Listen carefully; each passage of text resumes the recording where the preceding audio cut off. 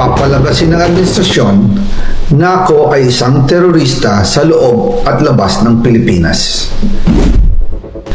Para mailibing ako kasama ang katotohanan kahit saan man ako pumunta.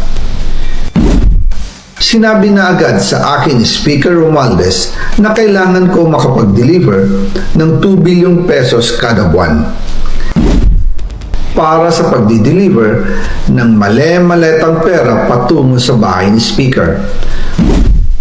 Ang sinabi mismo ni Speaker Martin sa akin na hati sila ni Pangulong Marcos sa perang yon para gamitin bilang bagsakan at imbakan ng pera mula sa mga SOP, collection at deliveries na para sa Pangulo. Huwag mo akong pigilan sa mga insertions ko. Huwag ka nang makialam sa budget. Ang gusto niya ng 50 billion pesos na insertion. Ngunit ang sagot ng Pangulo, humingi ka ng bago or dagdag na insertions.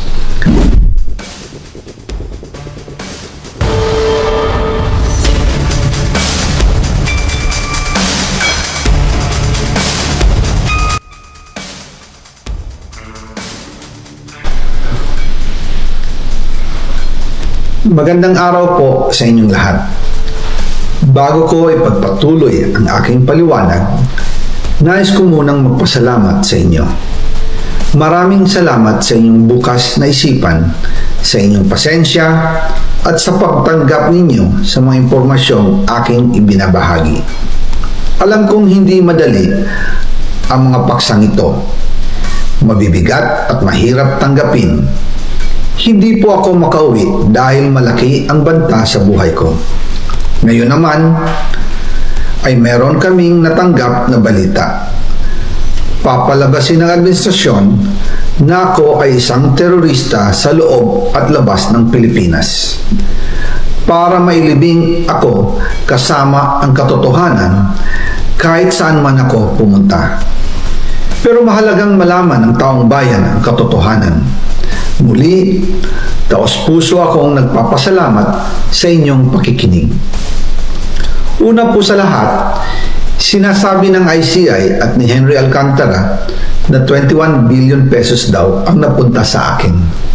Hindi po totoo yun. Wala akong natanggap na ganyang halaga. Ang totoo, mula 2022 hanggang 2025, ang kabuuang pera na dumaan sa akin para ibigay kay Pangulong Bongbong Marcos at kay dating Speaker Martin Romualdez ay umabot sa 56 billion pesos at hiwalay pa dyan ang 100 billion pesos insertion ng Pangulo sa 2025 budget. Pati na rin ang 97 billion pesos flood control insertion na inilagay sa NEP ng 2026 national budget. Balikan natin kung paano ito nagsimula. Noong 2022, kakaupo ko pa lang bilang chairman ng House Committee on Appropriations, sinabi na agad sa akin ni Speaker Romualdez na kailangan ko makapag-deliver ng 2 billion pesos kada buwan. Makalipas ang ilang araw, tumawag sa akin si Yusek Bernardo. Sabi niya, kailangan ng tulong ng Bulacan sa problema nila sa baha. Pinapunta niya sa opisina ko sa Kongreso si DPWH District Engineer Henry Alcantara. Sa naging meeting namin ni Alcantara, siya mismo ang nag-offer kung paano ang hatian sa mga proyekto ng DPWH. 22% para kay Speaker Romualdez, 2% para kay Yusek Bernardo at 1% para sa kanya. Doon po nagsimula ang tinatawag nilang deliveries. Ang sistema po ay ganito. Ang mga tao ni Henry Alcantara ay nakikipag-ugnayan sa mga tao ko na sina Paul Estrada at Mark Tiksay. Sila ang tumatanggap na pera mula sa mga tao ni Alcantara. Minsan sa bahay ko sa Valle Verde, minsan naman sa BGC parking.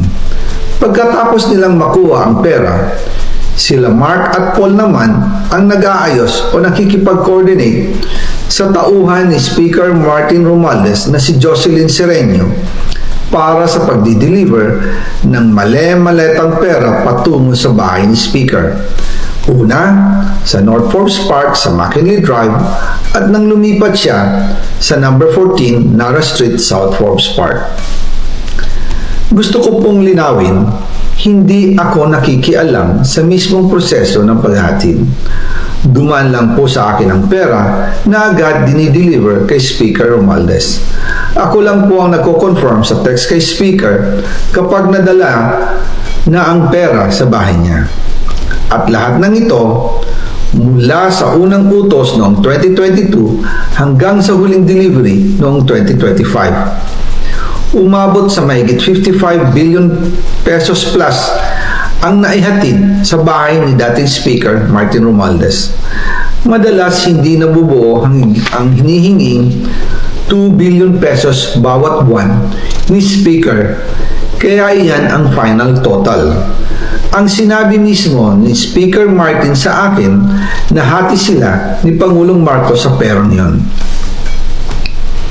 Ang listahan ng mga deliveries na ito, kung kailan, magkano, at saan dinala, ilalabas ko po kasabay ng video na ito. Noong November 2024, habang nasa proseso kami ng pagtatalakay ng budget, nakipag-meeting sa amin ni Speaker Martin si Yusek Jojo Cadiz. Sabi niya, masama raw ang loob ni Pangulong Marcos, wala raw siyang natatanggap na remittance. At dahil laging napapagalitan si Speaker Martin ng Pangulo mula Setyembre hanggang November, inutusan niya ako na mag-deliver ng 1 billion pesos para kay BBM. Ayon pa kay Yusek Jojo, nang ipaalam niya ito sa Pangulo, ang utos sa kanya ng Pangulo ay mag-ingat at siguraduhin si Yusek Jojo lang ang maghahatid. Ang instruction po sa akin ni dating Speaker Martin Romualdez ay dalhin sa number 30 Tamarin Street, South Forbes Park at ibigay kay Yusek Jojo Cadiz dahil ito raw ang drop-off point na malapit sa bahay ng Pangulo. Sinabi rin po sa akin Speaker Martin Romualdez na si PBBM ang nag-utos sa kanya na bilhin ang bahay sa number 30 Tamarin Street para gamitin bilang bagsakan at imbakan ng pera mula sa mga SOP, koleksyon at deliveries na para sa Pangulo. Noong December 2, 2024, personal kong i-deliver ang 200 million kay Yusek Jojo Cadiz sa number 30 Tamarin Street, South Forbes Park. Ayon sa kanya, dadalhin daw niya ito sa bahay ng Pangulo sa number 41 Nara Street, South Forbes Park.